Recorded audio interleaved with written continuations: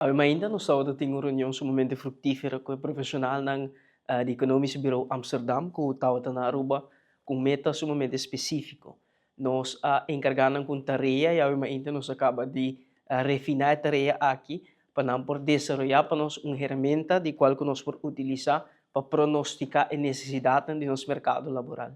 E modelo aqui de pronosticar, forecasting model,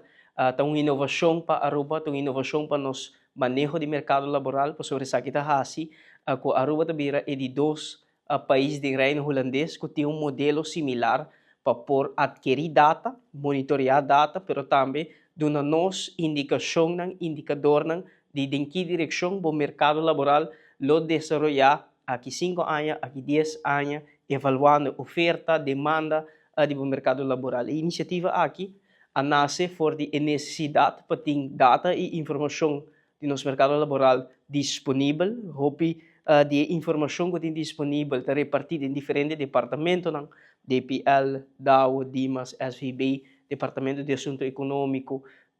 Banco Central de Aruba, tudo tem informação e data disponível de nosso mercado laboral, pero não tem caminho central onde que kita vão organizar e de tal forma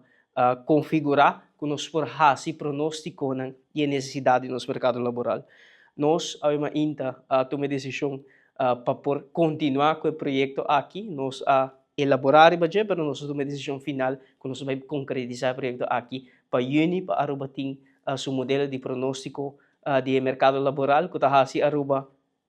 um país distinto, moderno e inovador. Stakeholders estão envolvidos, estão entusiasmados, estão declarar a disponibilidade também para contribuir para suministrar informação, data e também ajuda em formular e organizar a ferramenta aqui. Para nós, de nos bandas, aqui está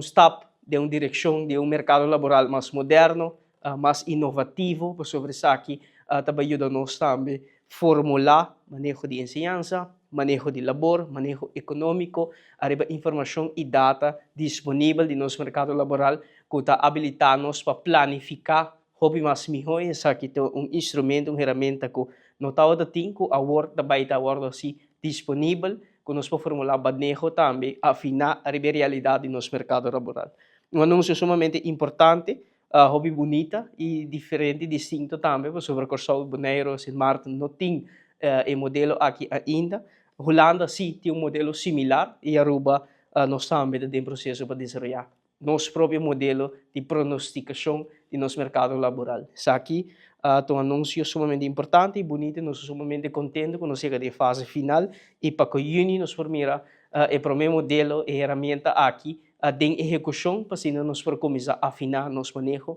arriba informação e data disponível, objetivo de nosso mercado laboral.